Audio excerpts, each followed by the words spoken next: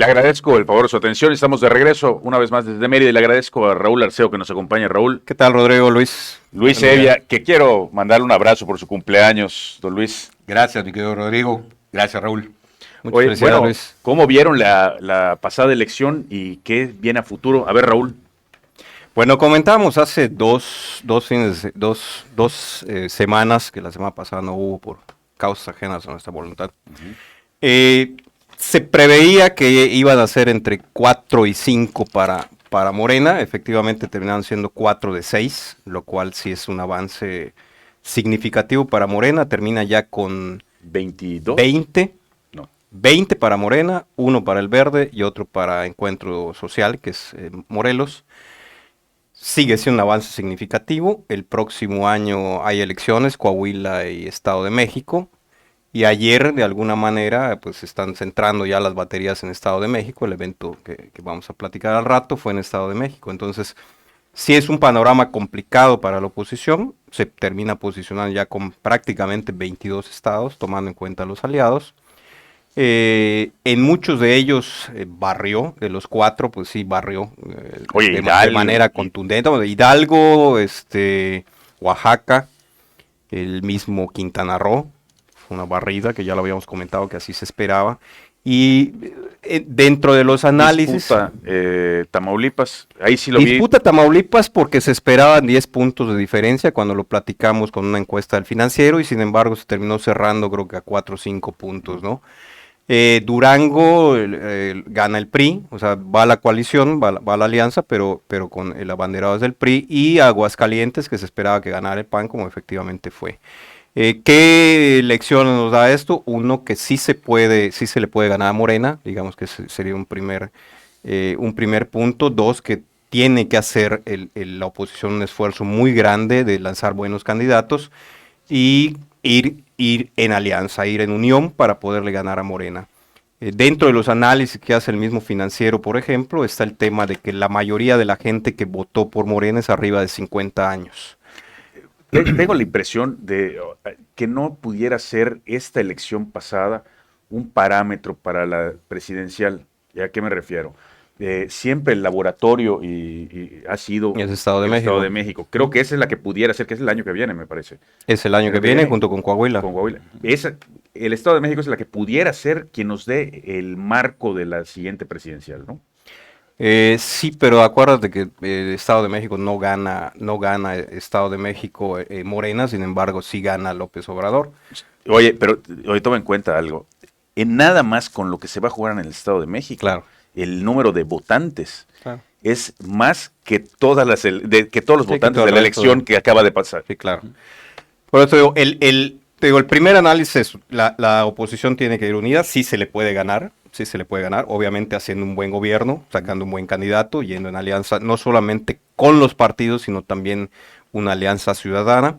El otro tema que comentábamos, el tema del desglose de quienes votaron por Morena, y un alto porcentaje de los que votaron por Morena, por ejemplo, en Hidalgo y Oaxaca, son gente que recibe apoyos directos del gobierno federal. 74% creo que eran en Oaxaca, 72% eran en Hidalgo, o sea, fue masivo.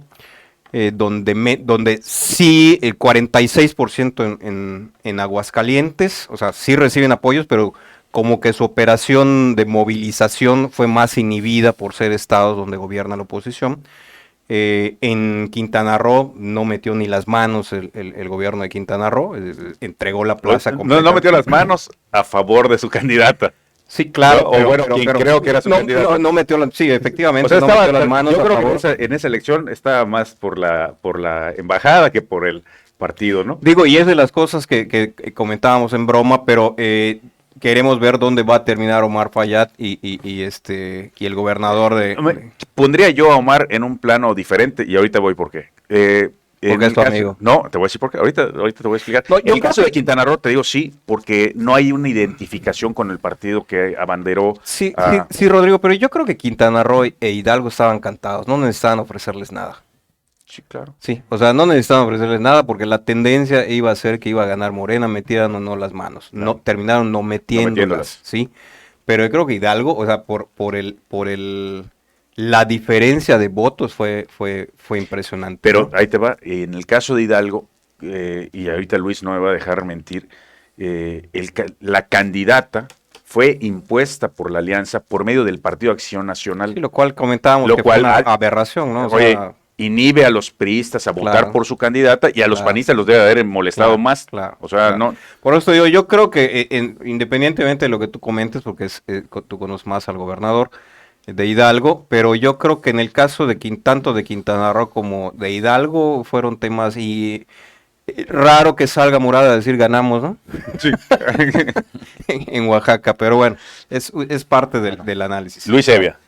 Creo que el dato más significativo que arroja el resultado de la elección es que concluido el proceso electoral, hoy al menos como partido que abanderó candidatos ganadores, hoy 22 estados de la República son gobernados por quienes fueron candidatos representando al partido que respalda al presidente o a los partidos que respaldan al presidente. Lo que hace, sin duda, tener... Oye, disculpa que te interrumpa, pero eso que acabas de decir, que el partido que respalda al presidente, yo más diría que es el presidente que respalda ese partido, es que, ¿no?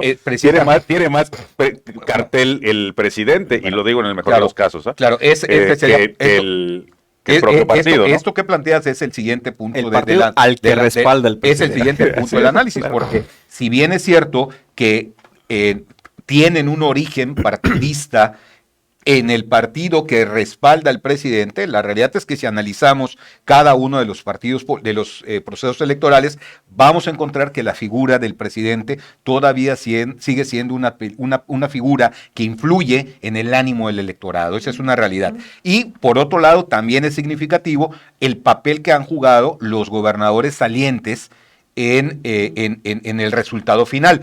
Raúl lo ha planteado en diversos programas con un planteamiento, diríamos, de la práctica política en el sentido de la operación que los gobernadores han tenido en favor de esta coalición que respalda el presidente o respalda al presidente y que no necesariamente forman parte de ello. Hablamos en el proceso del 21, el caso de Sinaloa, en esta, pues el caso de Quintana Roo, el caso de Hidalgo, el caso de Oaxaca, donde pareciera ser, déjenme ponerlo de esa manera, pareciera ser que la operación política de las estructuras que son afines a los gobernadores en funciones han respaldado a la coalición afín al presidente de la República y no al origen partidista. Me parece que este es un tema que vale la pena ponerlo porque nos encara hacia el proceso electoral del 24, un proceso electoral, y me brinqué el 23 en razón de los dos estados de la República que tienen un peso electoral, pero que además tienen una identificación de una alta referencia hacia el PRI, claro. Tanto Estado de México, claro, con un referente histórico, como el Estado de Coahuila. Pero de cara al 24, suponiendo sin conceder que estas dos entidades federativas pudieran tener este mismo fenómeno de inclinarse en el resultado electoral final hacia el partido y los partidos que tienen que ver o identificados con el presidente, pues estamos hablando de cara al 24 que entraríamos a un proceso electoral de corte federal, donde al menos en el territorio está representado en el gobierno el partido que emana. Lo pongo en la práctica, esto estaríamos hablando de estas condiciones que están en la práctica política y que son una realidad y que no pueden estar al margen del análisis. Circunscribirnos estrictamente al tema electoral, me parece que nos quedaríamos sin un aspecto del análisis que tiene que ver con la realidad, con la práctica real de la política, en donde los gobernadores, sí, desde luego, tienen un peso específico en el proceso electoral, influencia en razón de tener un contacto directo con las estructuras que pudieran operar el resultado electoral. Y esto es lo que estaremos viendo, sin duda, al final. Regresándome al proceso electoral último de hace un par de semanas, creo que es significativo, donde los estados, donde podemos encontrar que en los estados donde gana la alianza Morena, Verde, PT, son estados que eran gobernados por eran gobernados por personas que emanaban del PRI, en el caso de Oaxaca y Hidalgo, y del PAN el caso de Quintana Roo, que en la práctica también podemos observar que hubo un vacío en la operación electoral de las estructuras posiblemente afines a ellos. En el caso de Durango y Aguascalientes demuestra tanto el PRI como la alianza PAN-PRI-PRD de tener un desdoblamiento territorial, esto es, hubo una elección en el cuerpo a cuerpo, diríamos, del espacio territorial donde les da un resultado favorable. Y el caso de Tamaulipas es un caso que me parece marca es esa lucha cuerpo a cuerpo de las estructuras, tanto del ámbito federal como del ámbito estatal. Una competencia cerrada, una competencia que finalmente obtiene el triunfo la alianza Morena Verde PT, pero que demuestra y me parece ahí un juego cuerpo a cuerpo entre las dos estructuras de los partidos políticos en competencia.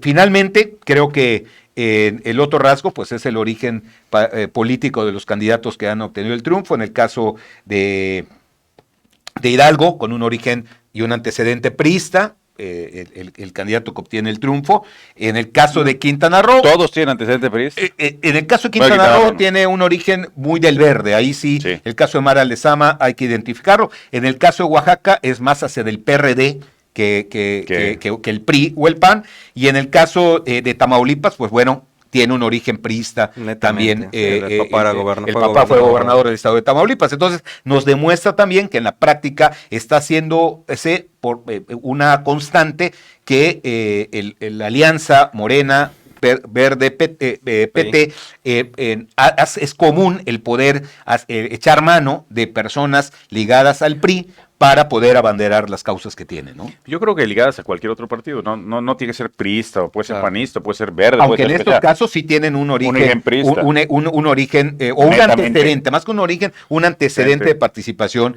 política en el PRI. Oye, ¿no? antes ya se nos está acabando el tiempo, quiero nada más preguntar cómo vieron ¿qué sería el arranque de campaña. El arranque banderazo. Sería el banderazo de campaña de Morena. Y comentábamos, es significativo que haya sido en el Estado de México, ¿sí? En Toluca. Ya se arrancan, significativo también que no hayan invitado a Ricardo Monreal y que salga el presidente hoy con la vacilada de decir que pueden inscribirse 50 a la encuesta, ¿no? Ya están muy cargados los dados, por primera vez empieza a asomar con más frecuencia Dan Augusto, incluso hay unos espectaculares, ¿no? Unos móviles, donde ya aparece él con el presidente, le están levantando la mano, algo que ya vimos en Yucatán también, ¿no? Entonces, ya se arranca la campaña, más que nada ya están dando el banderazo 2 años antes para empezar ya con la generación de estructuras, que creo que es lo que es la parte peligrosa, que desde el gobierno ya empieza a manejar el tema de las estructuras, independientemente que cada quien vaya a arrancar su propia precampaña, los precandidatos. Y en el Estado de México, salvo lo que tú opines, Luis, es tanto Estado de México como Coahuila lo veo complicado. Uno de los Moreira en Coahuila ya como que el que fue primera vez gobernador ya dijo que como que ya está decantándose esa Morena, y Estado de México está complicado para que lo vuelva a refrendar el PRI, lo cual dejaría en un panorama complicado en cuanto a gobiernos que tendría el revolucionario. A ver, Luis. Sí, yo creo que coincido contigo, Raúl, en las condiciones que hoy estamos observando en el caso del PRI, pero me parece que van a correr los próximos meses en una serie de procesos internos por lo significativo. No puedo afirmarlo, pero me parece que las estructuras o los liderazgos del PRI nacional sin duda van a venir realizando una serie de reacomodos, de revisiones, de estrategias, porque lo significativo que es Estado de México y Coahuila pueden ser catastróficos para el resultado electoral del PRI en el 24, pero más allá de eso, en una posibilidad de una erosión irreversible. Hay una reunión de expresidentes del PRI ahorita con Alejandro Moreno, ¿no? Que ha sido propiciada por un grupo de expresidentes del PRI y el actual coordinador de la fracción en el Senado de la República, a efecto de pues bueno, hacer un análisis y revisar las cosas, y cosa que en lo personal me parece positivo, porque es una acción política seria, formal, de poder revisar. Al final de cuentas, lo que no puede haber, tener un partido asumiendo que es de uno y no es de partes, es un error estratégico. Yo creo que el PRI ha dado muestra en muchos casos de